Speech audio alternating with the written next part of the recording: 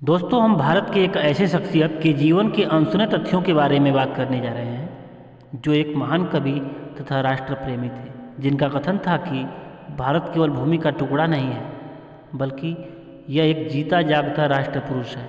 हम ऐसे शख्सियत के बारे में बात कर रहे हैं जो नेशन फर्स्ट के सिद्धांत का पालन करते थे। इसी कारण जीवन पर्यंत उन्होंने विवाह भी नहीं किया। जी हाँ, आप सही समझे, मैं बात कर रहा हूँ अटल बिहारी वाजपेयी जी के बारे में।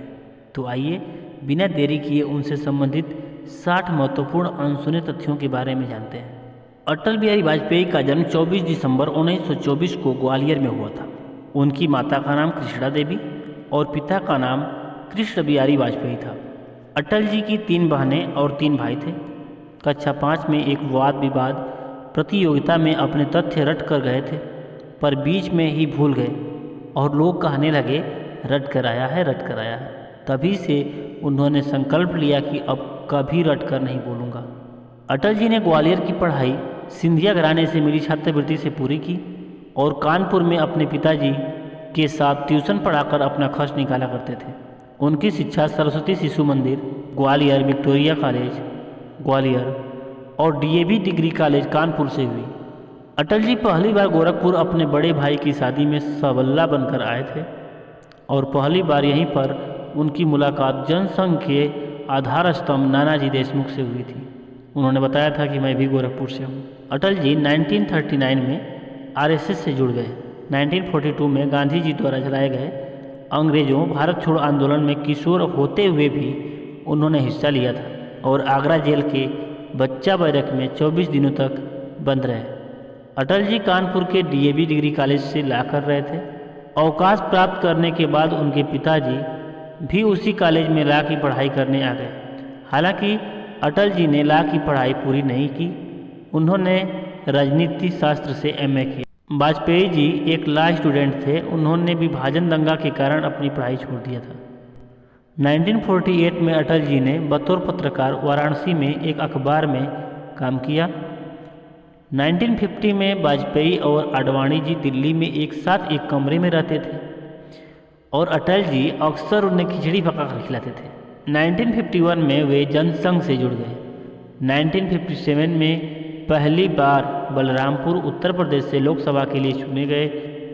इसी समय उन्होंने लखनऊ और मथुरा से भी चुनाव लड़ा था, जिसे वे हार गए थे। उनके लिए राष्ट्र से बढ़कर कुछ भी नहीं था, इसलिए उन्होंने आजीवन विवाह नहीं किया और हमेशा इंडिया फर्स्ट के सिद्धांत पर चलते रहे। भाषा व वाणी पर गजब की पकड़ होने के कारण उन्हें सरस्वती पुत्र भी कहा जाता है। उनके अंदर अहंकार का एक भी कण नहीं था।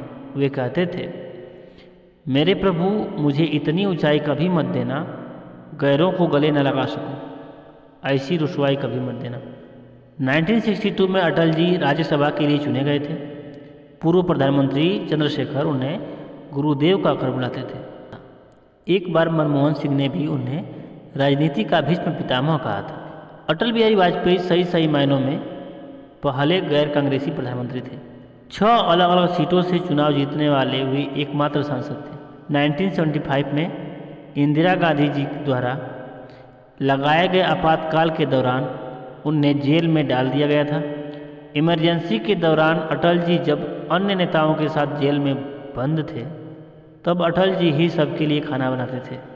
1977 में जनसंघ का जनता पार्टी में विलय हो गया और चुनाव जीतने के बाद जनता सरकार में वे विदेश मंत्री बने। 1977 में जब वे जनता सरकार में विदेश मंत्री थे, तब उन्होंने संयुक्त राष्ट्र महासभा में हिंदी भाषण दिया था। यह पहला मौका था जब अंतर्राष्ट्रीय मंच पर भारत की राजभाषा गूंजी थी। इस दिन को अटल जी अपना सबसे यादगार दिन मानते थे। 1980 में साथियों के साथ मिलकर उन्होंने भारतीय जनता पार्टी की स्थापना की और उनके फाउंडिंग प्रेसिडेंट बने।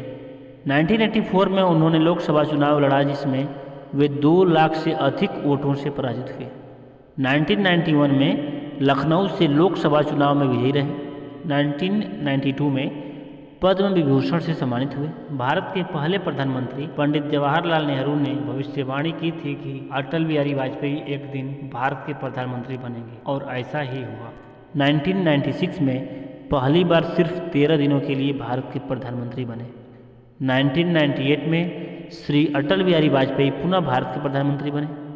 1998 में ही अंतर्राष्ट्रीय दबाव के बावजूद अटल जी ने पोखरण परमाणु परीक्षण को हरी झंडी दिखाकर एक साहसिक निर्णय लिया, जिसकी वजह से आज हम सशक्त और सुरक्षित देश में हैं। 1999 में वाजपेयी जी ने पाकिस्तान से रिश्ते सुधारने के लिए दिल्ली से लाहौर बस सेवा शुरू की और खुद बस में बैठकर लाहौर गए। 1999 में अटल जी की सरकार मात्र एक वोट से गिर गई थी। 1999 में ही कारगिल युद्ध हुआ और भारत ने ऑपरेशन विजय द्वारा जीत हासिल की। 2000 में अटल जी का घुटना प्रत्यारोपण किया गया। 2001 में आगरा समिट में परवेज मुशर्रफ के साथ वार्ता की।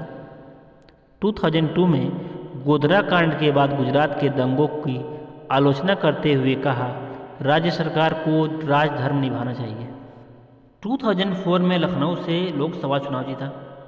2005 के अंत में अटल बिहारी वाजपेयी जी ने राजनीति से संन्यास ले लिया। 2015 में अटल जी को भारत के सबसे बड़े सम्मान भारत रत्न से सम्मानित किया गया। देश के चारों कोनों को जोड़ने वाली 5,846 किलोमीटर लंबी गोल्डन क्वाड्रिलेटरल स्वर्णिम चतुर्भुज योजना उन्हीं की देन थी।